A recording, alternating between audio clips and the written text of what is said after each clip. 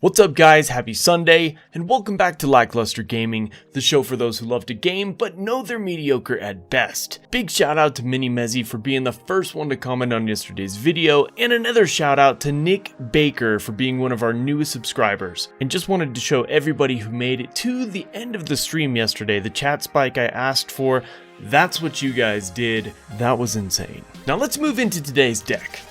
So there you go, the deck of the day is on screen. As you can see, it is a minor control deck utilizing the rocket as one of its primary win conditions. We also have the executioner, the ice golem, the minions, the cannon for defense, the tornado of course because it's one of the best cards to pair up with the executioner at the moment, and also the log. So I'll show you some really interesting ways to play this deck. It is a minor control deck. So the purpose of a minor control deck, if you don't understand the archetype, is to control your enemy's advances and put up a great defense, and then using your cards that you defended with as an effective counter push, using the minor as a tank to support your counter push, and as well as to do some pretty decent chip damage to your opponent's tower. So the rocket here is pretty much one of the primary win conditions. It does tons of damage. Mine is at a level 7, so it does almost 400 damage. I'm probably mistaken there,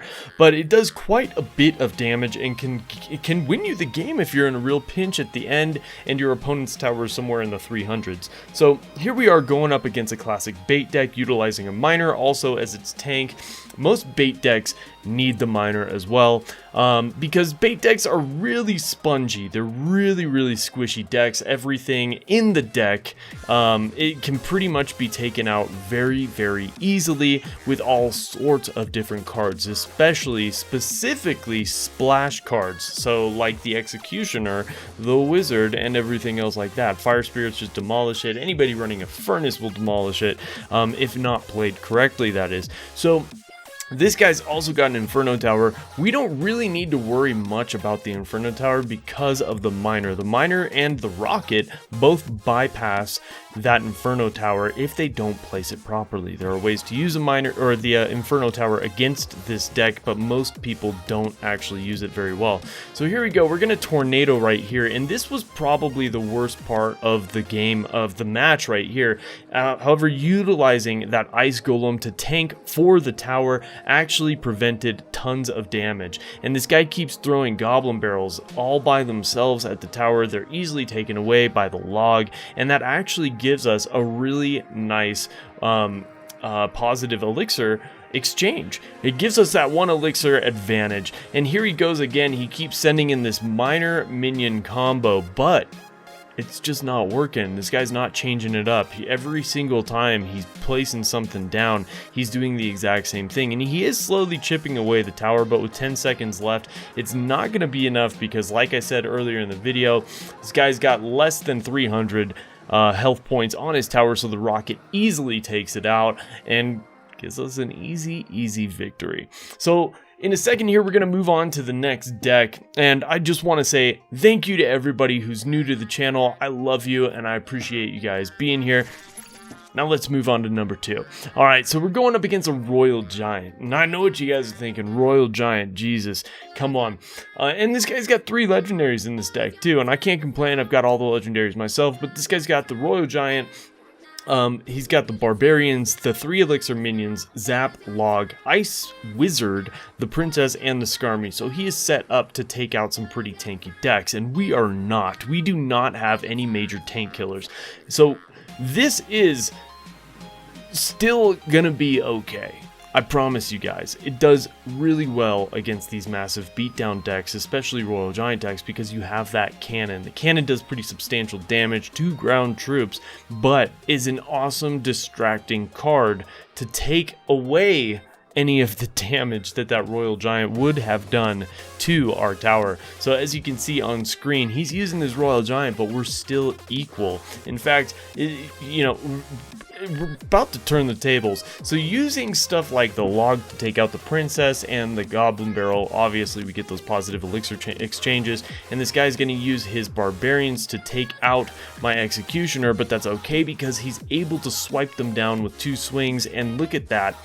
Our miner gets tons and tons of damage, and he is left with nothing. So now we're going to start off with the Ice Golem, and the reason why I placed the Ice Golem first is number one, it's a card that he doesn't have to defend against, and it allows me to rebuild my elixir, and forces him to expend elixir so that I can start building a bigger push. So we use the rocket to take out his Ice Wizard because the Ice Wizard just sucks. It will wreck this deck. So make sure you take out those Ice Wizards, and we use a cannon to distract the Royal Giant and the Executioner to take it out as well. Throwing in the Miner there just to get some little chip damage, and look at that. This guy has gotten 0 damage on our tower from his previous first push where he first exposed the Royal Giant. We weren't ready for it. You know what I mean? So again, positive elixir exchange using that log. We also get some chip damage there, and this time the rocket is not ready, but I think we are still gonna send it out, and it just might, there it goes, gets that Ice Golem or ice Wizard, as well as takes out the tower. Again, we're gonna distract the Royal Giant. We did it just too late so to prevent any damage, what we're gonna do is we're going to pull him back. We actually pushed back the Royal Giant, made him retarget the cannon to prevent any damage from going onto that tower. And now he's super desperate here. Check this out. So here we go. Now we place down the cannon once again, and we pull him back.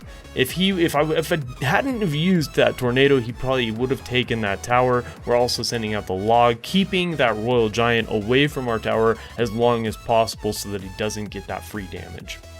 So there you go. Moving on to the third and final thing, I just want to say a lot of people are utilizing this deck at the moment.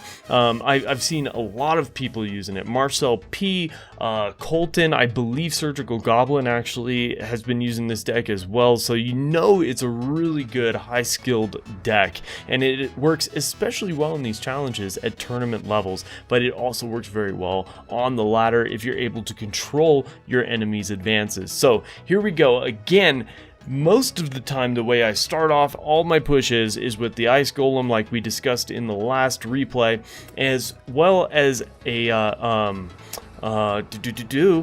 the Executioner in the back. And we're going to go ahead and rocket to take out his Executioner, allowing our Miner to get some chip damage. Now he places his Knight.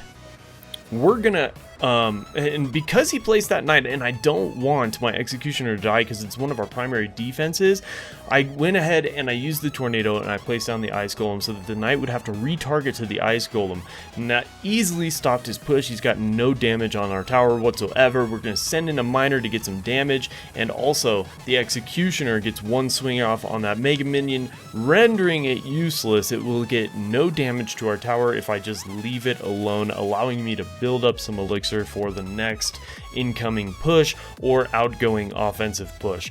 So here we go again. This time I don't have the Ice Golem in our hand, so I will start at the back with the Executioner, allowing, because he's a slow moving card. So these slow moving cards you want to place all the way in the back, let them move forward slowly. This time I have the rocket, but I'm not going to use it. I'm going to clump up our enemy's troops with the Tornado. I'm also going to send in a log to do some decent chip damage, and then I'm going to put down this Ice Golem in the back and the minions to take out that Prince and ensure that we don't get any damage. Now he's going to use a giant defensively and try to kite some of our minions, but one minion does survive, and our Miner does some pretty decent damage right there on our opponent's tower. And now he's coming in with an Ice Golem and a Mega Minion push, and he's coupled it up now with the Executioner, but we've got the Executioner and the Tornado combo, and it's just too much for him to stop, and our Arena Tower is helping take out his Executioner. So now we've got, once again, the Ice Golem Executioner push.